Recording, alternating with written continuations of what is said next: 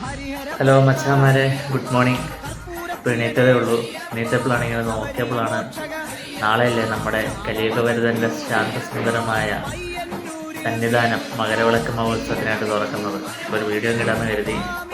അപ്പം മച്ചാമാരെ, നാളെയാണ് നമ്മുടെ കലിയുഗവരുതനായ കാനനവാസൻ്റെ സന്നിധാനം മകരവിളക്ക് മഹോത്സവത്തിനായിട്ട് തുറക്കുന്നത്. നാളെ വൈകിട്ട് 5 മണിക്ക് മകരവിളക്ക് മഹോത്സവത്തിനായിട്ട് തുറക്കും. ഇത്തവണത്തെ ആ ഒരു വൃശ്ചിക മാസത്തിലെ മണ്ഡല മകരവിളക്ക് മഹോത്സവത്തോടനുബന്ധിച്ച് റെക്കോർഡ് ഭക്തജനങ്ങളാണ് കലിയുഗവരുതൻ്റെ സന്നിധാനത്തെത്തിയത് ഈ ഒരു മണ്ഡല പൂജ വരെ. അതുപോലെ തന്നെ റെക്കോർഡ് വരുമാനം മുൻ വർഷത്തെക്കാളും ഒരുപാട്, ഏകദേശം 322 കോടിയോളം രൂപയാണ് ഇത്തവണ കിട്ടിയത്. അതിൽ ഏറ്റവും കൂടുതൽ കിട്ടിയേക്കുന്നത് അരവണ ആ ഒരു വഴിക്കാണ്.